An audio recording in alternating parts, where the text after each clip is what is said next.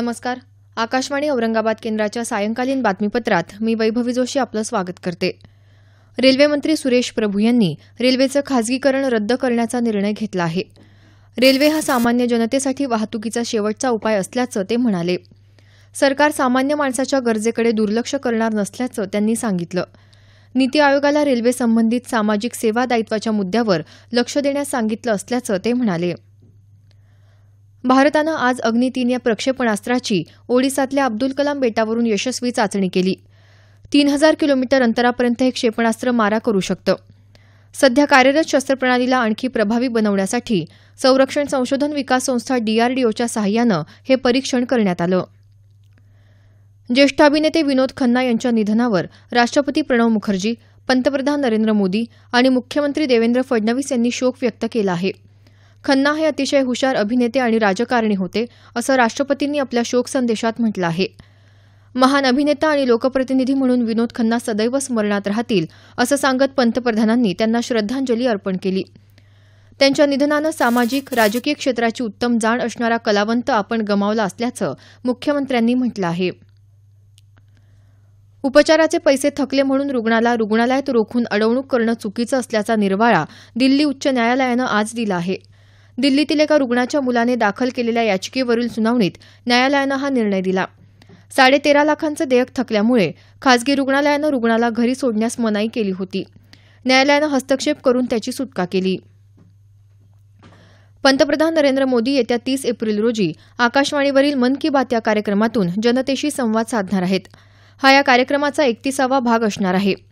या कार्यक्रमासाठी नागरिकांना 1922 या दूरध्वनी क्रमांकावर किंवा mygov.in या संकेतस्थळाद्वारे आपले विचार मांडता येतील.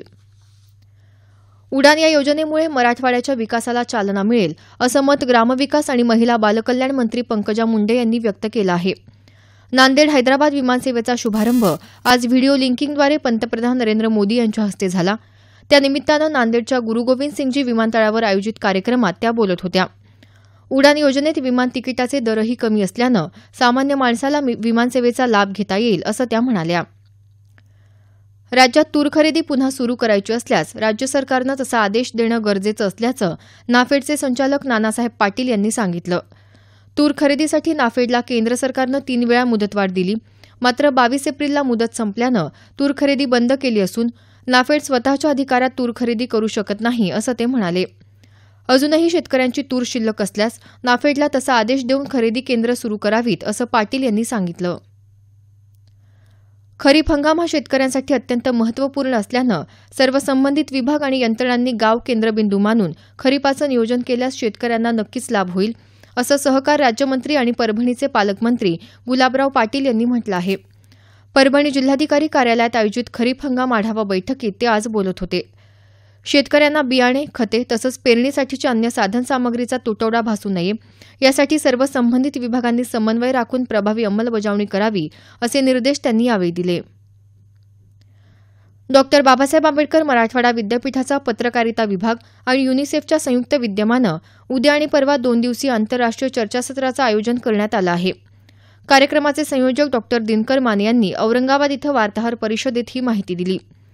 United nations development goals, social justice and media या विषयावरील या चर्चासत्रात 10 देशातले संशोधक सहभागी होणार आहेत. जोपर्यंत देशात सामाजिक लोकशाही येत नाही तोपर्यंत राजकीय लोकशाही येणार नसल्याचं मत राज्यघटनेचे अभ्यासक डॉ. R.K. क्षीरसागर यांनी व्यक्त केलं. ते आज औरंगाबाद इथं फुले शाहू आंबेडकर विचार प्रबोधन परिषदेच्या वतीनं आयोजित विशेष व्याख्यानात बोलत होते. संविधानात मांडलेला विचार हा समाजवादी असल्याचं त्यांनी यावेळी सांगितलं. ज्येष्ठ साहित्यिक डॉ. गंगाधर पानतावणे कार्यक्रमाच्या अध्यक्षस्थानी होते. याबरोबरच हे बातमीपत्र संपलं. आमचं यानंतरचं बातमीपत्र उद्या सकाळी 6:50 मिनिटांनी.